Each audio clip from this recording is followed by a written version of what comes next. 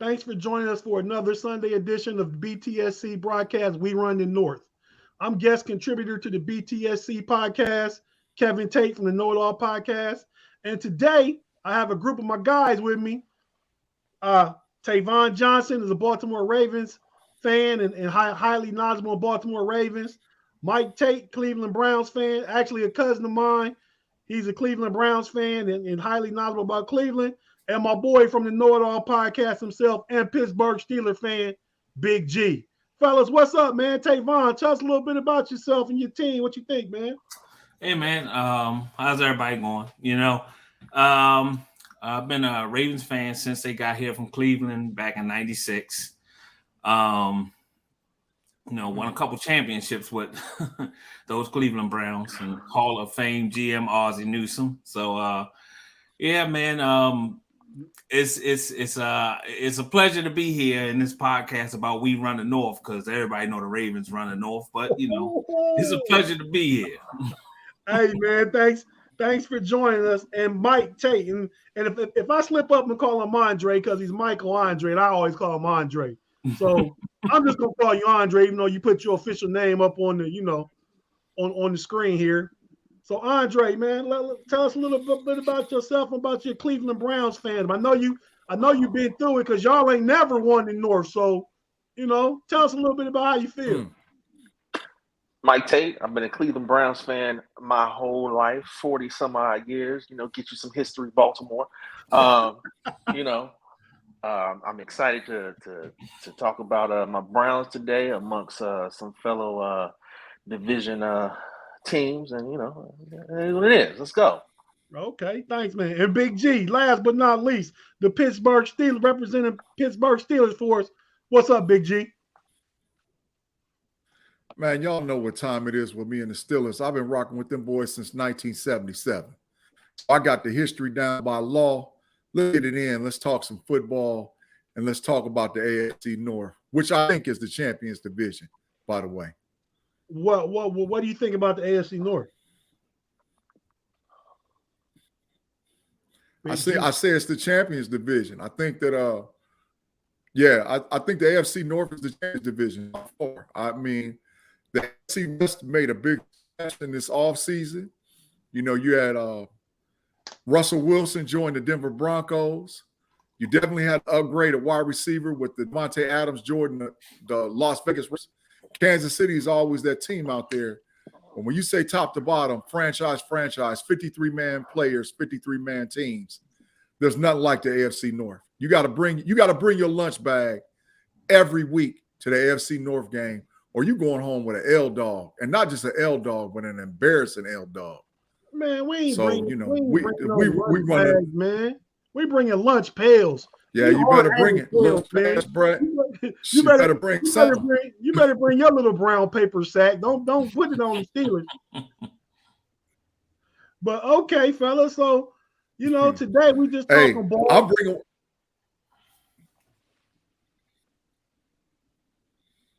This Joker keep freezing up. But look. Yeah, I'm gonna kick it off, man. I'm gonna kick. Who freezing up? You keep freezing up. Mm-hmm. Yeah, I can't help it, man. It's the internet. I'm in Ohio. I think the internet. But you might be talking I'll too much. let y'all talk a little bit until I get my internet jumping. You're all right, but look. So last week we was on here and we talked about the me and B Dirt. B Dirt couldn't make it today. That's our Cincinnati Bengals resident fan and person, go-to person for the for this podcast. He couldn't make it today. Had to be at work in Chicago, take a plane in Chicago. But last week me and him went over the defensive in the division, and today we're gonna talk about the offenses in the AFC North. And I agree with Big G and Tavon and Andre and I all talk off camera about how tough the division is. We don't think there really is any bad team in the division. So today we're just gonna try and break down the offenses. We're gonna talk about each offensive position group. Or the starters anyway. We'll talk about the quarterback, the running backs, the offensive line, and the receiving group, tight ends and receivers. So, we'll start it out. I mean, we usually start out with the last place team first, ordinarily that would be Cleveland. But if we're going off last year, that would be the Baltimore Ravens. So Tavon, we're gonna come to you, man. All right. What do you expect from the Ravens offense this year? What do you expect from Lamar Jackson? I saw a picture and a video of Lamar Jackson working out, and dude is ripped. Yeah, dude he pretty jacked. He pretty jacked this year. 15 pounds of muscle, right? And you can see it. And I think that will help him in the running game for sure. He won't get hurt, but will it help him in his passing game? You go ahead and take it over, Tavon. From what I've seen, some highlights of him throwing the ball. He's throwing a tighter spiral. Last year or pretty much his whole career, his balls haven't always been the most pretty, But I noticed that like the muscle, because I was worried the muscle would take away from his game a little bit, but it looks like his passes are more accurate. He just looks in tune. So I mean, I'm expecting a big year from Lamar. I mean, if I had to rank the quarterbacks, I would probably put Joe Burrow ahead of him, just off of what Joe Burrow showed last year. But I think that Lamar would, retake the mantle, and I'm looking for him to pretty much have another simulation or duplication of his Pro Bowl 2000 MVP season. I think he's ready. He's that prime to take the next step. And like last year, Baltimore, it's well documented. We went through unprecedented, catastrophic injuries, more than the history of the NFL. No team had ever been that many players on injured reserve. But we still got to 8-3. And then, we kind of went downhill, which in some ways kind of scared me a little bit about this season. Because, pretty much that downhill skid started with that game in Miami, where I don't know if anybody pay attention because, like you said, the Ravens not your team, but it's pretty much Mike Flores, head coach of the Miami Dolphins. Yeah, our new defensive assistant. We got something for y'all, but go ahead. Which circles back to my nervousness about this year, and Tomlin. I give Tomlin like mad props. That dude is Hall of Fame coach. Never had a losing season. And he's a smart man. And when he picked up Brian Flores, I was like, oh, snap. I already knew what he was thinking, because pretty much the Dolphins single-handedly started the downward spiral of our season last year with that zero blitz that Lamar Jackson's still trying to figure out. So with all that being said, I'm expecting big things from Lamar this year, but I'd be remiss if I didn't say that I had a little bit of nerves about the Steelers being the team to pick up Brian Flores. That did not go unnoticed. Right. Hey, I got a question. I got a question about Lamar Jackson. How hard is it to pick up the zero blitz? It's single eye safety. Definitely. It's one read. It's one Definitely. read. Single eye safety. So what's the problem? If I had to speculate, it's Lamar. It come down to Lamar thinking I'm better than you, and it's simple, because when our backup Huntley went in, he was able to figure out the zero blitz, so nobody used it against him. But to me, what I noticed, it was just, God darn it, I'm better than you. And I'm going to force this ball in here. And sometimes you just got to move on. You got to take what the defense give you. And I think that was the problem with Lamar. He wasn't content to take what the defense was giving him. And that was the predicate of all his troubles last year. I got another question about Baltimore, right? So, I'm a diehard Steelers fan, but I'm a football fan, period. Mm-hmm. And I pay attention to drafts, rosters, and everything else. I said this on our Know It All podcast show, that the Baltimore Ravens don't draft like traditional NFL teams. They drafted to where at some point they can put 3 and 4 tight ends on the field. right? So that's typically called 13 and 14 personnel. Does the Baltimore Ravens, or does the head coaching staff actually believe that 13 and 14 personnel can lead them to the Super Bowl? Do they actually believe it? Well, yeah, definitely. Because, I mean, you got to think who's the architect of it is Greg Roman. And Greg Roman got to the Super Bowl with the 49ers using that same technique, using that same scheme. I mean, they lost to the Ravens, you know, that's how it go. But yeah, so we definitely think we can get to the Super Bowl using that scheme. Okay. Hey, okay, so Andre, I'm gonna come to you now. Mr. Cleveland Brown. So what are you expecting from the Browns quarterback position? I mean, we don't know. What do you think will happen with Deshaun Watson, first of all? What do you think will happen there? Well, first of all, let me say Baker's gone. You know, as an Oklahoma fan, I wasn't a fan of him playing for Cleveland, but Baker's gone. I'm glad to see that out of our locker room. Now, on when you say that out of your locker room, what was Baker bringing to the locker room? I mean, once we signed Deshaun Watson, it was a wrap. Like, it was going to be messy. It was going to be messy. Right. So, you know, the longer you kept Baker in the locker room, and with all these rumors of him being, you know, childish or whatever was going on, I wasn't there, so I don't know. I'm just reading. You know, he had to go.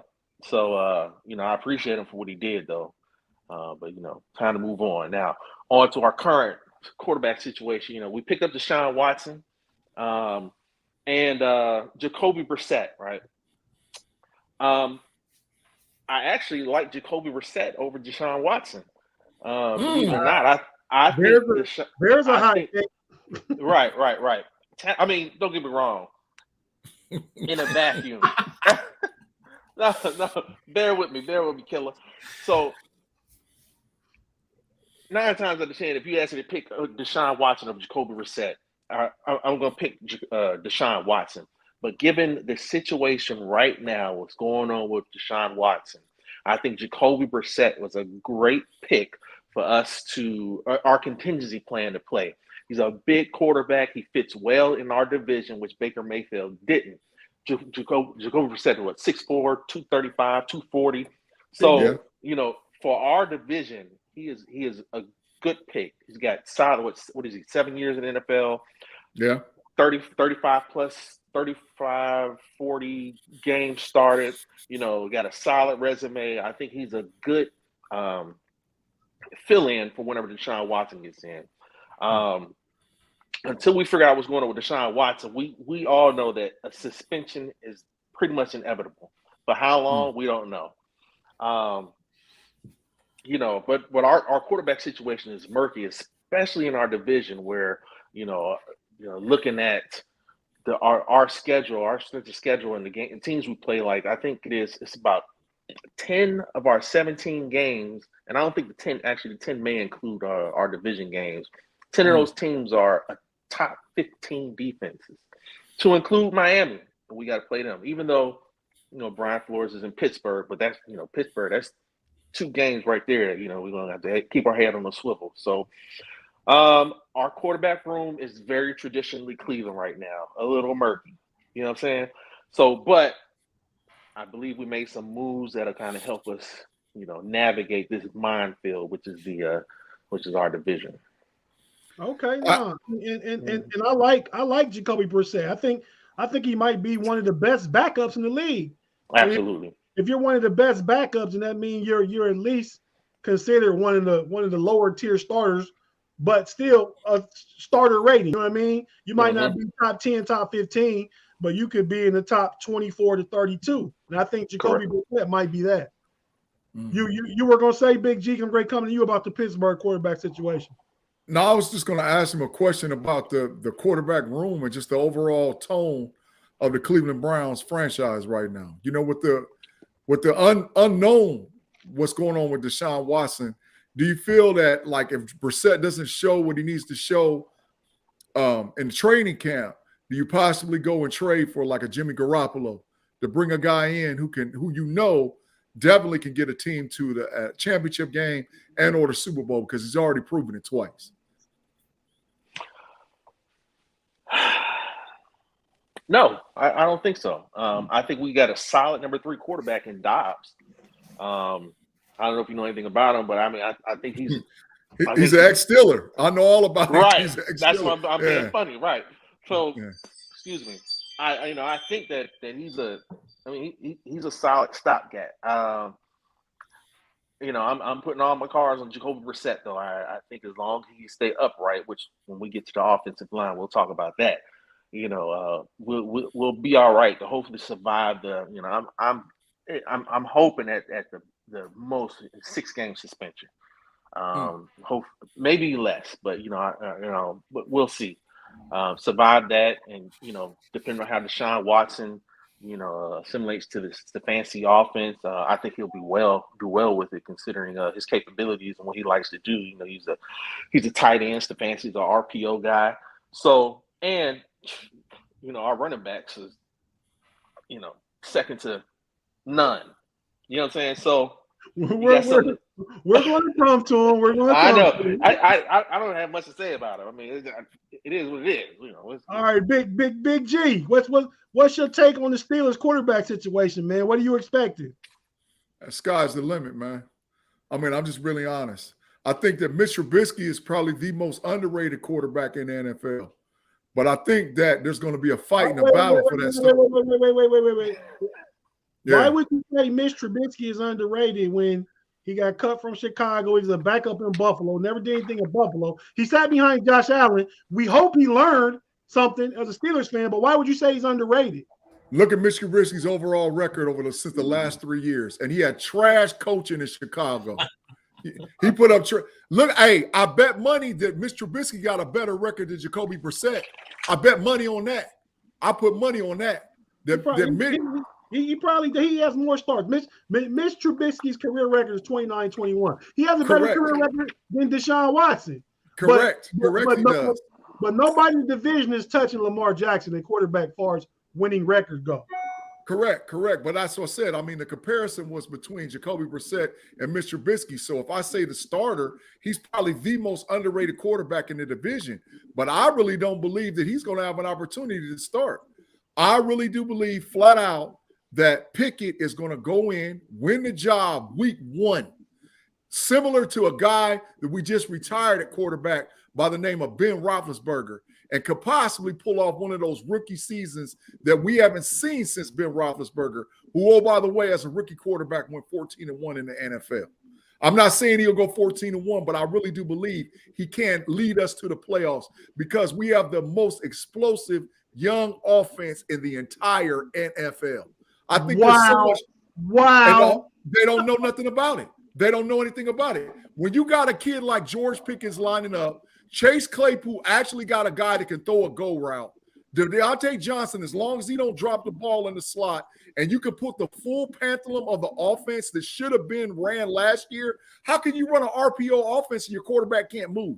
Now you got an RPO quarterback offense where the quarterback can do whatever he wants to do. So I wouldn't be shocked about anything that goes great for the Pittsburgh Steelers. And I'm calling it now, division champs right now.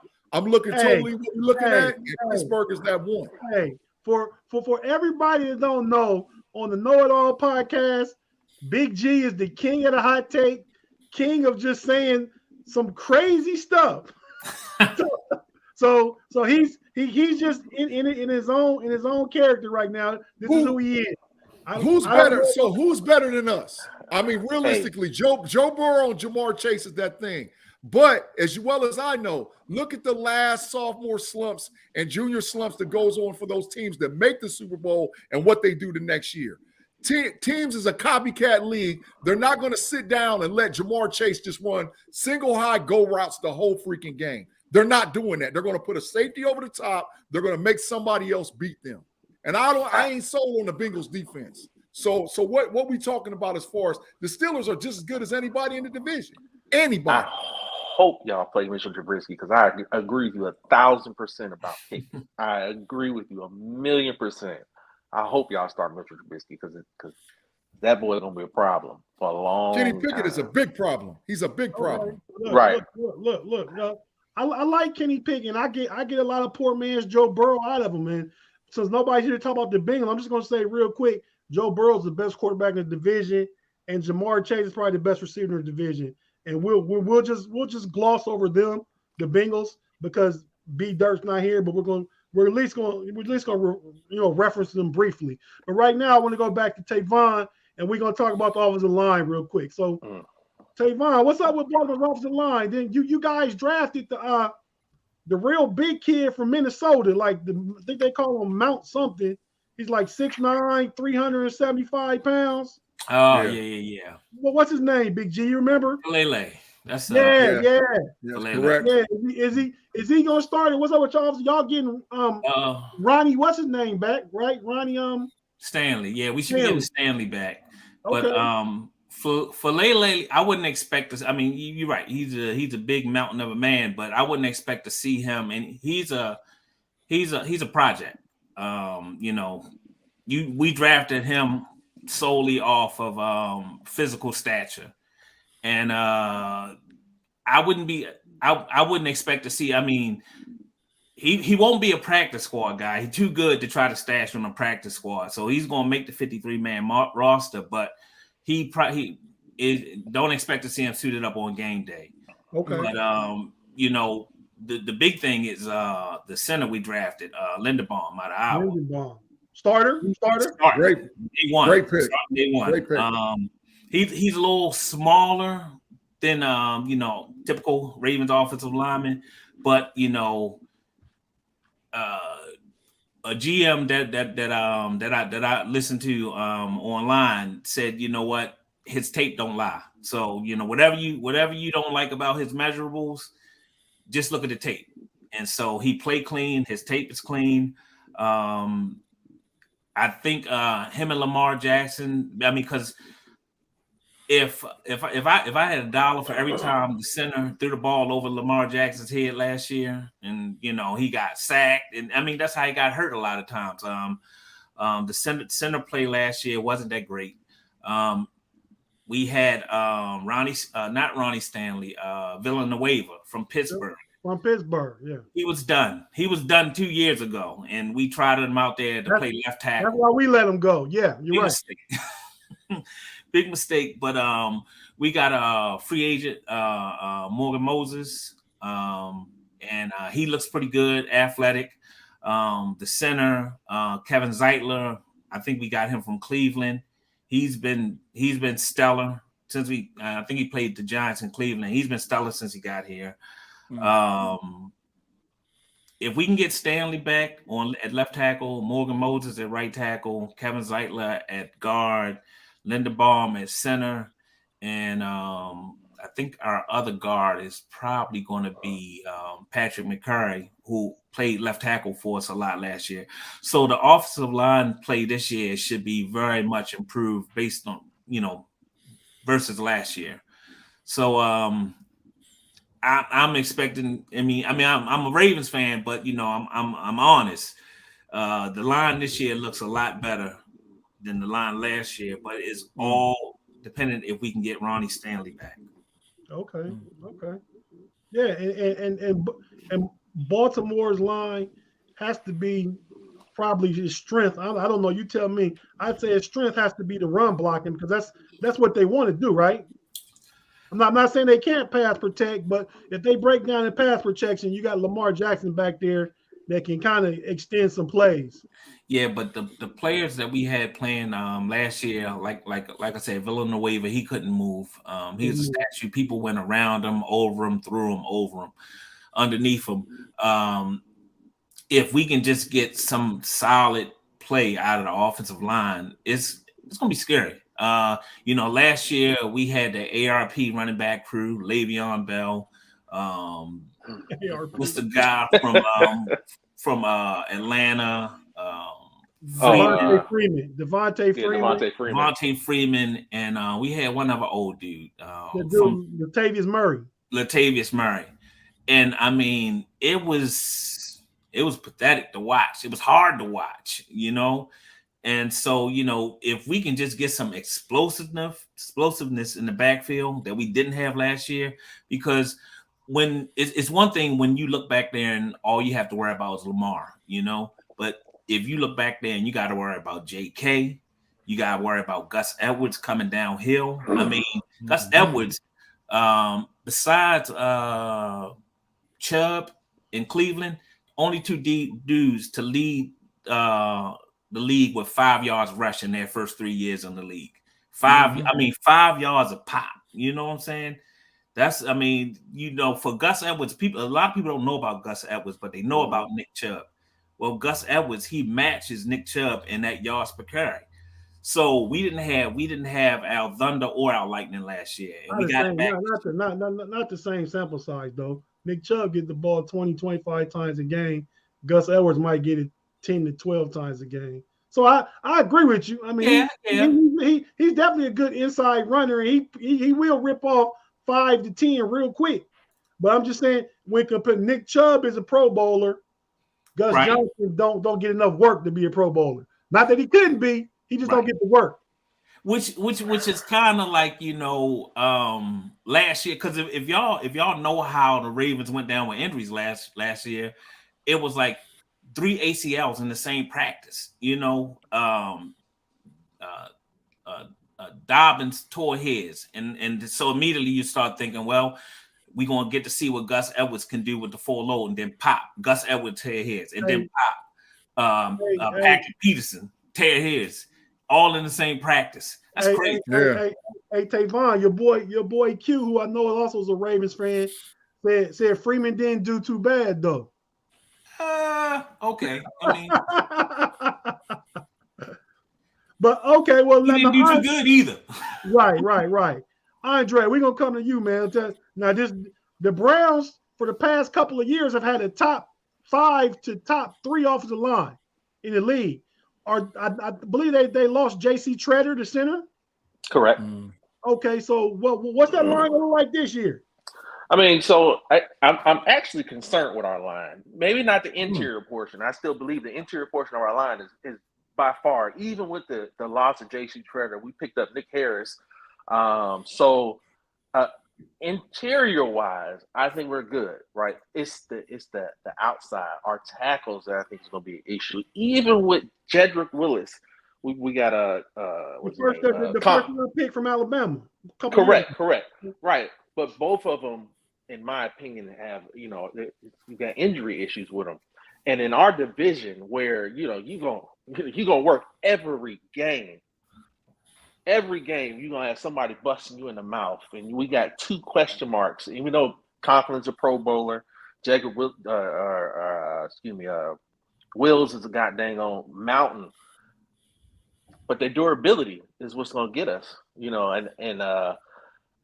Interior wise, Barner, we're the best hands down in the division. Interior wise, but on the outside, I think we got some problems. We got solid backups and what's his name? Chris Hubbard, I think his name is. Used to be a Steeler too. Right.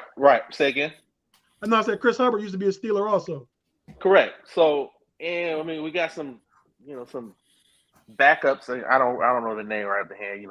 I'm the offensive guy, so I don't know the line like that. But a couple solid backups. Well, who's replacing Treader, the center? Who's coming in the Super center? Nick Harris. Okay. So I mean, he's a solid starter, and we got the backup, or actually, we got the guy we just drafted from Texas Tech, who what is his name? I can't remember his name, but plays some solid center down at Texas Tech, and again, our interiors. I think we're good on the interior line. It's just our tackles. We're gonna have some problems with. But still, edge rushers are gonna give us a problem, give us a fit. But still, you have two fairly high pedigree tackles. Conklin, like you said, former Pro Bowler. I believe he's from Michigan State, I believe, or Michigan. I could be wrong. And Wills is from Alabama, and he was like a top 10 pick, I think. Yeah, I know he's a first round pick. Okay, right. But so I mean, go ahead. I'm sorry. I mean, look at Conklin. When's the last time we played a whole season? It's got to be 3 years, 2 to 3 years. He hasn't played the whole season. He's been banged up. He didn't finish out last season. He didn't finish the year before that. I mean, obviously he's a Pro Bowler. He's solid when he's healthy, but can we keep him healthy?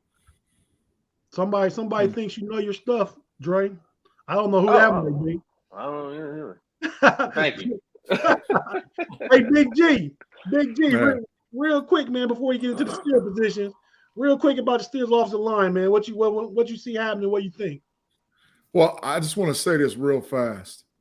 Bar none, the AFC North has the best offensive lines in all of football.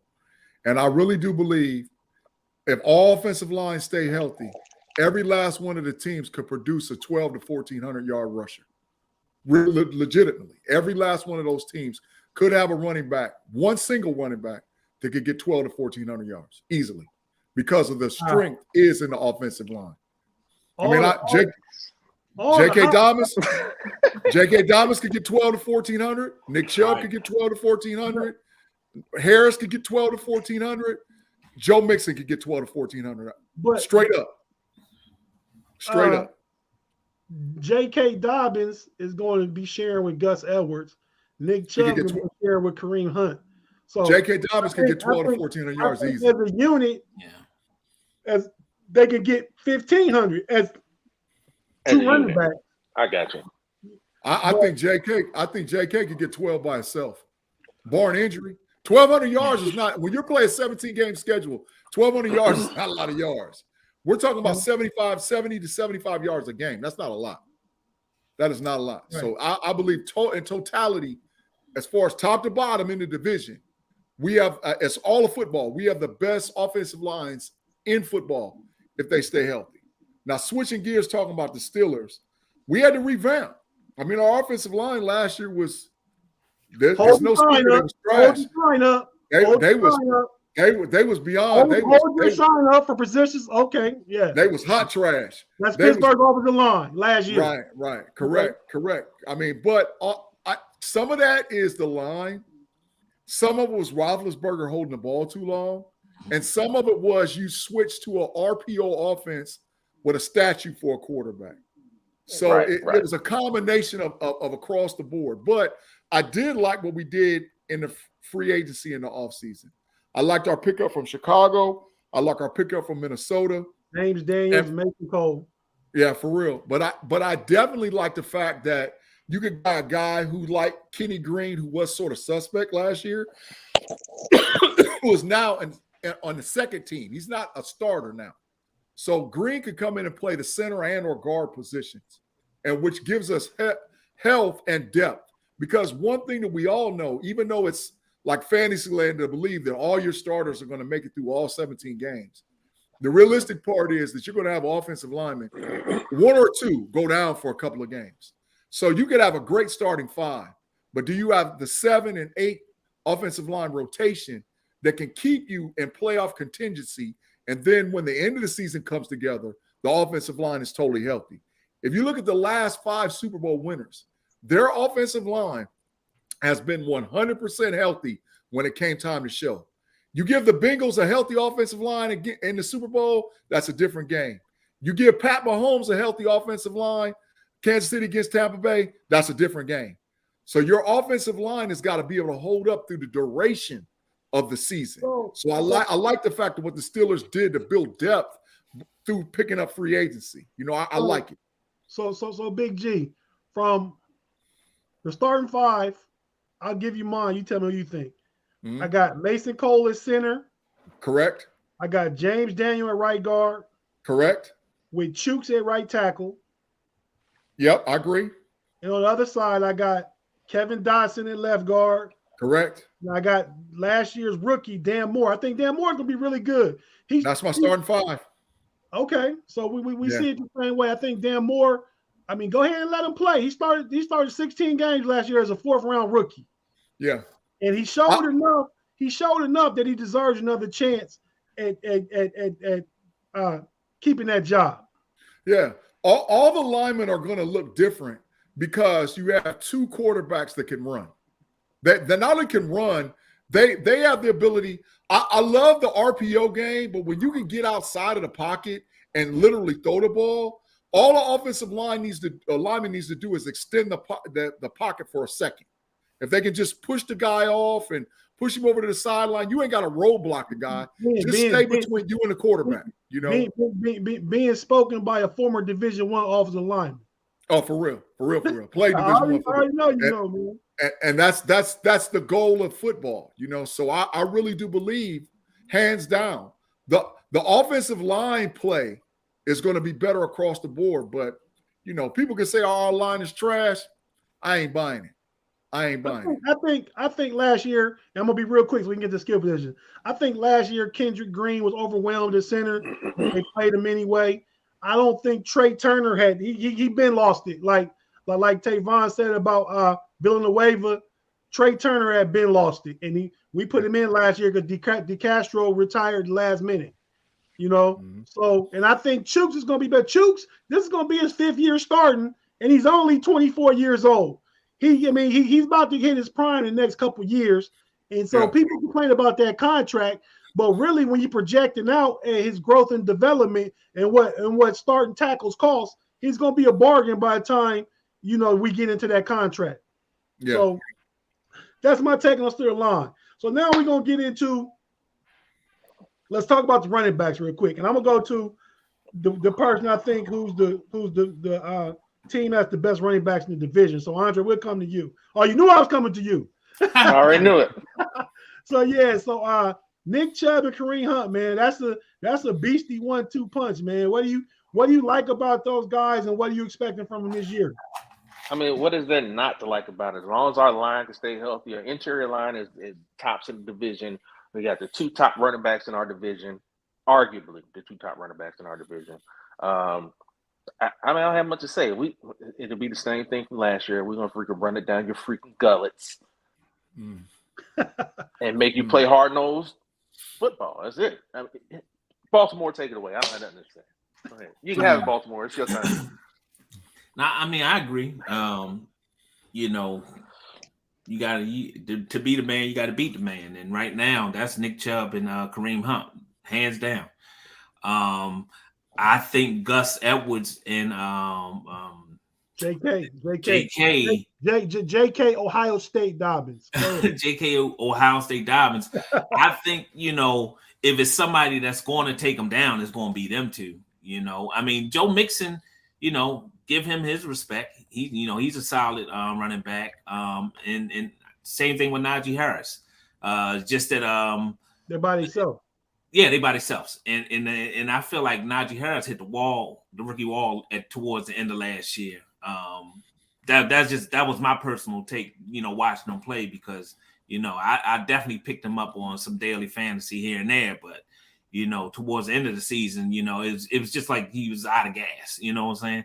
And everybody was, you look, and then you had like 4 or 5 people on his back. So I would definitely go with, Kareem and Nick, number 1, but JK and Gus a close second.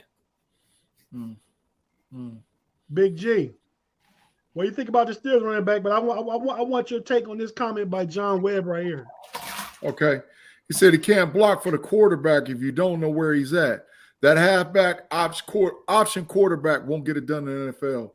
Mr. John Webb, you must not have been watching football over the last 2-3 years, because professional football can only use what collegiate football gives them. Collegiate football plays 11 personnel, 1 high running back, RPO, zone read in the league. Half the quarterbacks in the NFL are that now. So now you have to switch your game. And I think once a lot of Steeler fans are on that traditional Terry Bradshaw, Ben Roethlisberger, guy stands in the pocket as a statue. Those days in the NFL are over. Tom Brady is the last dinosaur. So you have to get used to. Yeah, exactly. But he can't run, but he still runs an RPO set. Yeah. So the issue is, that's my response to it. Now, the thing about the Steelers running back, I think Najee Harris has an opportunity to win the NFL's most improved player this year. And I really do believe that Najee Harris has an opportunity to be first team All-Pro NFL. I think he can legitimately rush for anywhere between 12 and 1,400 yards out of the backfield. I think he can legitimately get 400 to 600 yards receiving out of the backfield. Mm-hmm. So I think Najee has that opportunity to be something really special. And to be honest, Najee Harris could go down possibly as a top 1 or 2 Pittsburgh Steelers running back in NFL history, based on the pace that he's on now. Because Najee Harris is really that guy. He said, what quarterback won the Super Bowl the last 5 years or more? Okay, Tom Brady won it. Pat Mahomes won it. Matt Stafford won it. Matt Stafford and Pat Mahomes are definitely RPO quarterbacks. Tom Brady runs an RPO set. Who else you want to talk about that won the Super Bowl?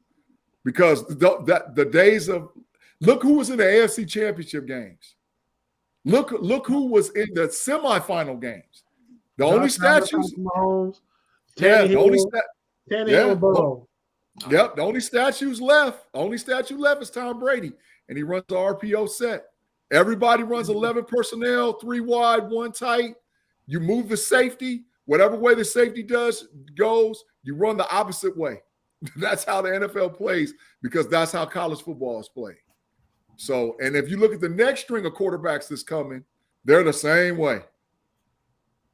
Okay, so John Webb's very opinionated with us. Sounds like he still likes the pocket QBs, and I think you got to be able to play from the pocket, but you also got to be able to throw off platform and play outside the pocket too. So that's my opinion on that. So now, just FYI, Matt Stafford had 11 completions in the Super Bowl last year that was outside of the pocket, including 7 catches to Cooper Kupp, who was the Super Bowl MVP. And Mac Jones has some mobility. I mean, it's way more mobility than what Ben Roethlisberger had in year 18 last year. But okay, so now real quick, we're gonna talk about the receivers. So we're gonna talk about the tight end and the wide receivers both at the same time. I'm gonna let you guys give your takes on your team. So Andre, I'm gonna come to you and I'm gonna say this: the Browns got rid of Odell. Odell went to the Rams and got him a Super Bowl. And had like 5 touchdowns in 8 games with the Rams last year. And was probably on his way to Super Bowl MVP had he not got hurt before halftime. And then you guys got rid of Jarvis Landry. You got rid of Hooper, the tight end. Yep. Austin Hooper's gone. You bring in Amari Cooper from Dallas. Yeah, okay. I mean, and he's good, don't get me wrong, but now you tell me, I felt like the Browns offense was more scary with Odell out there and Jarvis Landry out there than it will be with Amari Cooper. Now, granted, maybe you have a better quarterback with Deshaun Watson, so that improves the receiver play across the board. I don't know. But what do you think about the receiver positions in Cleveland? All right, well, let me start with the tight end position. Austin Hooper is gone, as you said, and right now we got David Njoku and Harrison Bryant. Of the two, even though David Njoku is a freaking specimen of a football player, David Njoku got the bag. He got the bag too. Right. I feel that Harrison Bryant is going to be the one that wrecks shop in our tight end room.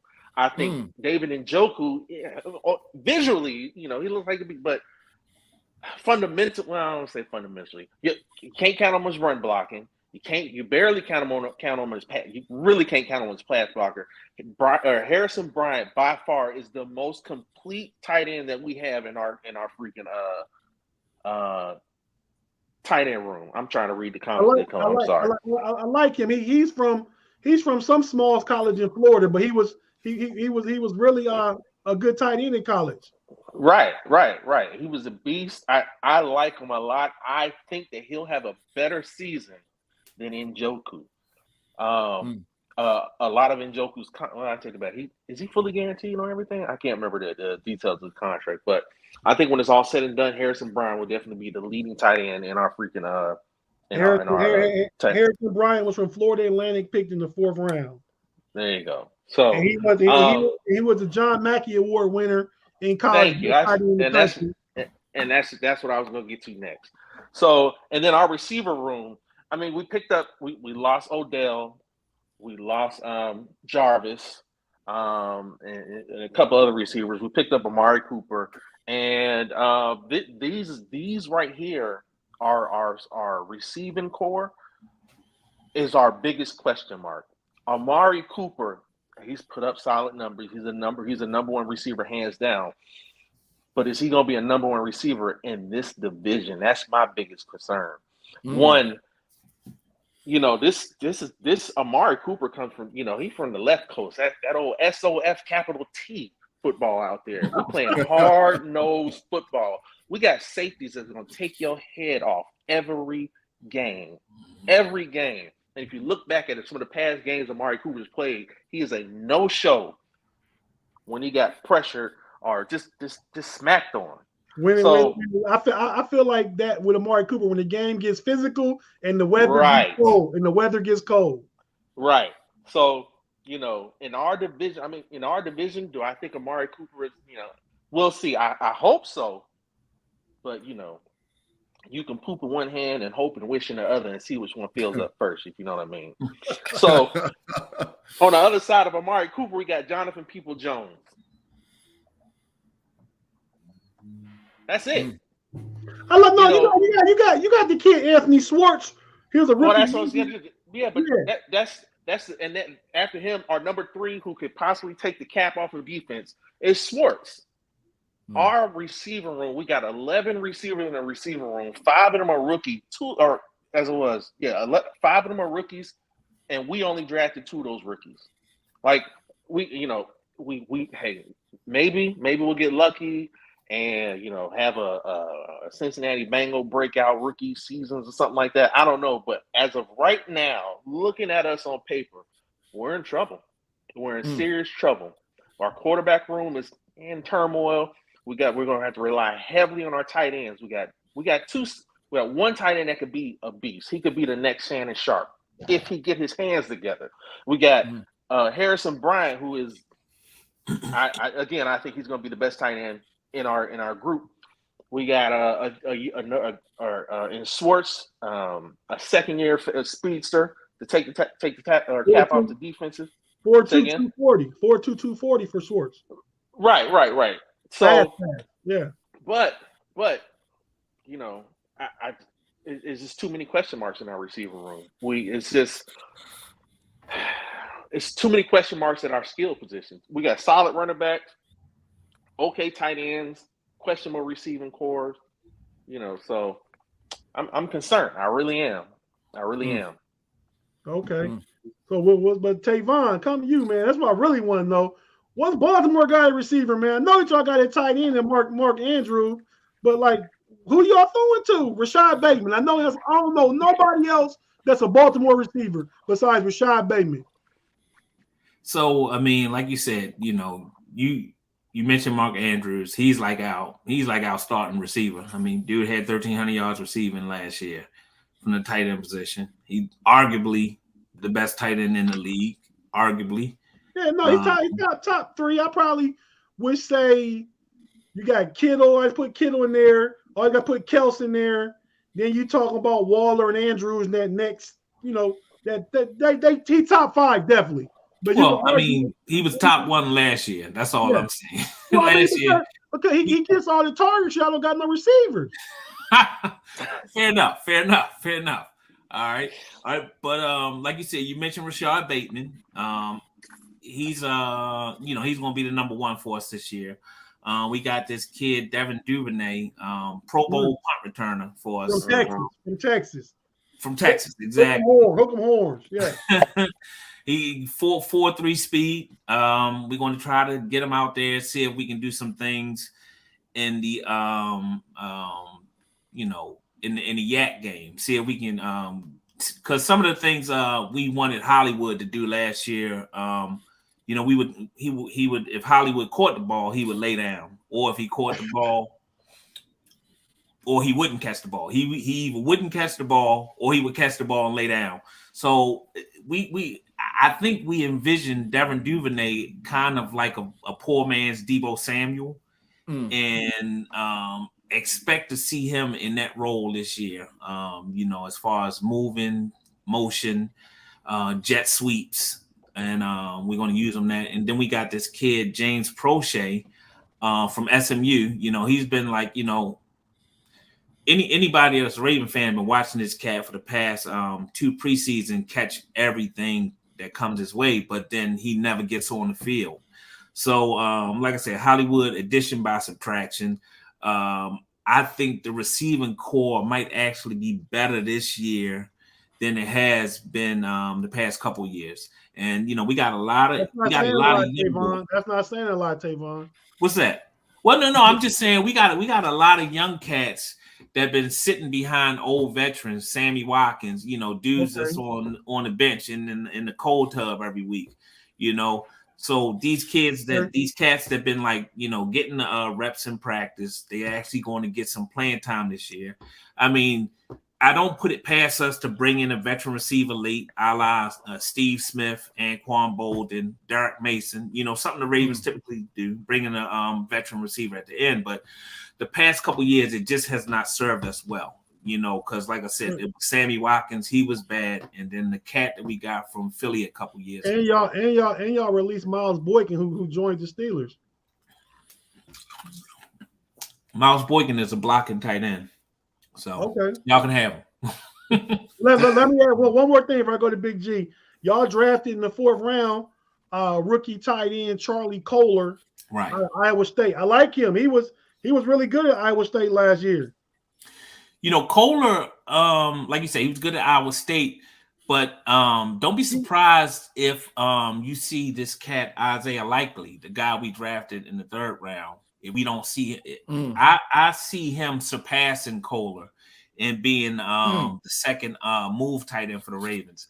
We got Boyle back, Nick Boyle. We got Nick Boyle back, our bone crushing blocking tight end. He's back, from his injury, and so he's going to be coming in between Nick Boyle and guy we got Patrick Ricard, fullback, all pro, 2 bone crushing blockers coming around the edge. And this kid Likely, I mean, it's mini camp, but he's been really showing off as far as catching deep passes, diving passes, one-handed catches.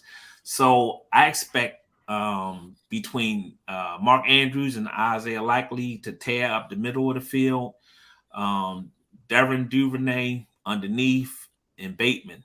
It's just watch and stay tuned. The passing game is going to be much improved this year. Like you said, they ain't saying much for the Ravens, but just stay tuned. Well, I think Baltimore might run, like Big G said, 13 and 14 personnel with all those with really the tight ends being their best receivers. I mean, you can get some from Bateman and Duvernay, but overall as a unit, the tight ends are better than the receivers, I'd say. Well, I mean, with the scheme we run too anyway, because, like you said, it's going to be run pass option. And, either Lamar's coming out there with the ball, Gus coming out there with the ball, or J.K. Dobbins coming out with the ball. So, I mean, it's all scheme. But, we're going to find a way to pass the ball too. Okay. Big G. So take about 3 minutes, man, till we're going to have to wrap this up. We're trying to stay under the hour mark. We got about 7 or 8 minutes to go. So, Big G, what do you think about the Steelers receiving and tight end room? Tell me what you think, man. I know you won't hold back. Man, for all them Steeler fans out there, remember a few years ago when we had that crew running around called Young Money? This Young Money part 2, baby boy. This Young Money part 2. Part 2. When I'm telling you, we got that. Wait. Young Money was Emmanuel Sanders, Antonio Brown, Mike Wallace. Yes. This Young Money part 2. Miles Austin, George Pickens, Chase Claypool, Deontay Johnson, Pat Freiermuth. Come on, man. We got the toughest, baddest, coldest, fastest young receivers in the whole freaking NFL. Matter of fact, they all gonna get paid. When it's all said and done, all of them is getting huge contracts. They might not all end up with the Steelers because that's exactly what happened to Young Money. Young Money got shifted and pushed all over the place. But when they was all together in Pittsburgh, they was money. Hey, Big G, saying that, I think it's a lot of similarities because you remember Pittsburgh, the Steelers, we offered Mike Wallace a big contract, but he wanted more, and then they gave that money to Antonio Brown. Correct. I think the same thing happening with Deontay Johnson this year. Correct. I think Chase Claypool would take whatever they're willing to give him. That's right. And then George Pickens is coming along in a couple years with Calvin Austin. Oh, George Pickens is going to light it up this year. I'm just trying to tell you guys, he might be the most underrated player picked in the NFL draft. Go back and watch the tape. He had a trash quarterback at Georgia. And go back and watch the tape of some of the spectacular catches that young fella made, man. Him and Miles Austin is a walking go route. This kid is a 4.26 40-yard dash. You could put him in the slot. You could run him back across the zone. And if he gets one-on-one with a linebacker or your third corner, it's my famous words, adios muchachos. Let's get to the house. So I'm trying to tell you, and the most underrated one, the one that I ain't gonna give a lot of props to, but is really the dog, is Freiermuth. Can you imagine? Listen, now you got Pickens, Claypool, Deontay Johnson in the slot. You run up Freiermuth, you run him across the zone. If the safety don't move, he's one-on-one with a corner. Run it up the seam, throw it right up the seam, man. If he catches it clean, he's to the house. He's to the house. So Pittsburgh has a great opportunity to get that young money thing jumping off again in Pittsburgh. Not to mention that there's a couple of guys I really like on the offense and one of them is our Haywood's little brother that came from Michigan State. I look for that kid really to do something really good. Watt is always a good guy that can be played in the passing game, but them Steelers young money with those 5 guys I just named, man, AFC, y'all better look out. Y'all better look out. I like that take, though, with the Steelers young money, though. I like that. How they gonna get the ball if your quarterback is on his back the whole game? Y'all offensive line is questionable. Like it's 1001, 1002. Get rid of the ball. This ain't Ben Roethlisberger trying to. The days of Ben Roethlisberger is over. This ain't Ben Roethlisberger hold on to the ball, waiting for somebody to come open. It's 1001, 1002, or scramble. Because in the scramble game, the wide receivers is gonna get open. There's nobody staying with Austin. There's nobody staying with him. Really, quietly, there's nobody staying with Deontay Johnson. Not really. Not if he's scrambling around. There's nobody in the division can stay with him. See, I missed the whole Cleveland. I missed the whole defenses one, but I'm telling you. Yeah. Okay. We'll see how this goes when you come to Cleveland and we come to Pittsburgh. 1,000, 2,000. All right, nuts in your face. Hey, man. Go ahead, try again. Man, I'm gonna say this. We can wrap up because we gotta give you guys your final thoughts. But Andre, my Myles Garrett is soft, man. He's gonna be hurt. Okay. Well, you remember to the last Pittsburgh Steelers that said he was soft. Who said that? The boy that caught the helmet to the face. Right, Mason Rudolph. Who ain't never gonna see no parts of the field ever again outside of preseason. Right. You might as well go and pack it up. Hey, Big G, real quick, I want to know your take on Miles Boykin. Does he make the team? Because he was a Baltimore Raven, now he's with Steelers. Does he make the team as the 5th or 6th receiver for Pittsburgh? He possibly could make the 5th, but Gunnar Olszewski from the New England Patriots might end up being our 5th guy. And I can look for that kid possibly to be a kickoff returner or a punt returner and play a lot on special teams. So if Boykin is willing to play the special teams role as a gunner. Oh, he is. That's what he's best at. Yeah, as a gunner, maybe. But he's going to fight with Olszewski from the New England Patriots for that 5th or 6th receiver on the roster. Definitely. Okay. Pittsburgh on. What's up, bro? But hey, man, so now we're just going to close real quick. I'm going to ask y'all, how do you see this division playing out? So Pittsburgh right here says the Steelers will win the North. He's obviously biased. Not saying they won't, but I know Pittsburgh is a Steeler fan. You got the Ravens 2nd, the Bengals 3rd, and that obviously puts the Browns at 4th. It says the Browns are a joke. Wow. So what do you guys think? Well, we'll go to you, Andre, first, since he called the Browns a joke. I mean, my Browns are not a joke, but we got too many questions on places we need. When you look at the amounts of points needed to win games in the NFL, I mean, in our division alone, we were number 3. We were only ahead of Pittsburgh by what point? I think we're 0.3 points ahead of Pittsburgh as far as scoring. And we're still questioning with the quarterback position. We're still questioning with the key receiver position. So a joke, we're not a joke. We just need some help. So how do you see the division playing out this year? I think that we'll finish ahead of Pittsburgh. We've never finished last in the division, and you've never won a division. I just want you to know that. I don't see us winning the division this year. No, you've never won. So don't worry about that. Shut your mouth. But talking about right now. We've never finished last. That's all I'm saying. I didn't say y'all were finishing last. I know we'll finish ahead of y'all. Well, we finished third. That means y'all got to finish second. I didn't say if y'all were going to finish last, but we're going to finish. If y'all finish second, then we're going to win the division. Okay. Y'all finish third, then we'll win second. If y'all, we're going to finish ahead of Pittsburgh. That's the wish every year. But okay, Tavon. Well, how do you see this division playing out? I see the Ravens first place. Oh my gosh! Probably between Ravens and Cincinnati fighting it out for the division championship, and I see Pittsburgh and Cleveland in a race like 2/3 in the toilet bowl. See who flush out last. So that's what I see for Pittsburgh and Cleveland. Tavon, quick question: Who finished last year? That would be the Ravens. Okay, thank you. All right. This is New Year. You okay. know?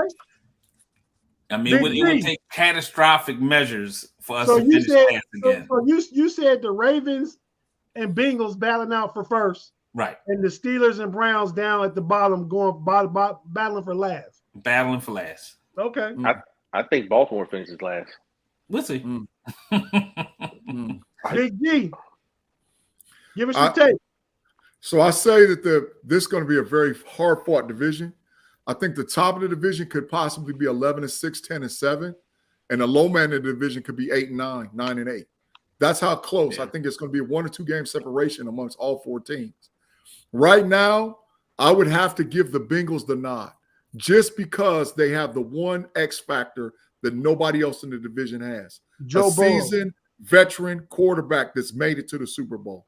I give him the nod over Lamar Jackson because when it gets cold and playoff comes and team can sit down on that film, that scheme's not going to work for Baltimore. However, the team that has the biggest upside is Pittsburgh because they're young. So the whole division could be where you could see 11-6 division winner, maybe a 10-7 second place, a 9-8 third place, and an 8-9 fourth place. But right now, I would give the Bengals number 1. I would probably go Steelers 2. I would go Ravens 3, and I would go Browns 4 right now. And the Browns, the only reason why they're 4th is because the uncertainty with Deshaun Watson. If I knew for sure Watson was going to play the full 17 games, I would have the Browns ranked higher. Okay. And Brisburg Owen has, you see what he has? As the Browns 0-17. Right. Andre laughed at that. And I don't believe that. But the Browns have been 0-16 before. So it's feasible. Not this year. And somebody get Pittsburgh some tea and scrumpets and tell them to have a seat somewhere. Come on now. 0-17, really? Okay. Well, fellas, man, I want to thank y'all for joining me, man. It's been fun. We've got a lot of positive comments in the live chat. People like the format, like everybody talking about their teams and just the back and forth among us. So I appreciate you guys joining us. And you know, the invite's always open. I mean, if we want to do this again, we can. I'm gonna give you guys a heads up and let you know, and we'll see what we talk about next. But anybody got any closing parting shots or anything you want to say about your teams before we get out of here? Baltimore finishes last in division because of that's not your team, Andre. I don't care. I want him to know. I don't like him, and I don't like you. Man, he's upset, man. Hey, but listen. Fine. I like how the screen format lays out where Baltimore is over top of Cleveland where they belong at the bottom. So even the computer knows what's up. Big G, anything from you, man? Man, I can't leave the show without giving one last call to them Cleveland Browns and telling you what they see is going to look like. Dumpster fire. The Cleveland Browns NFL season is dumpster fire. Get ready for it. And I'm calling this. Baker Mayfield beats the Browns week one starter as Carolina absolutely. I'm calling it. I'm calling it right now. Get out of here. He ain't even starting. He not starting. Oh, you don't think he's gonna start? Well, that's another show. I think he better beat out Sam Darnold though. So, but we'll see. But nah. So thanks again, and appreciate you guys joining us this week. Me and Big G about to jump off and get on the Know It All podcast in about the next 15 minutes. So come on over there on YouTube, the Know It All podcast. Be sure to check out all the BTSC podcasts on the Steeler Family Network of podcasts. Tomorrow you got Jeff Hartman's We Ride or Die. You got tomorrow evening The Hangover with Brian Anthony Davis, Shannon White, and Tony Defio. The Scobro Show on Tuesday. You guys know the routine with all these different podcasts and shows. You get all your Steeler information. But every Sunday we do this for the North, where we talk about the entire division. So thank you guys for joining us. And until next week, here we go, Steelers. Peace. That was a little scrubby dog. That's who the dog pound? Man, turn this thing off, man. Turn it off. I ain't got time for this.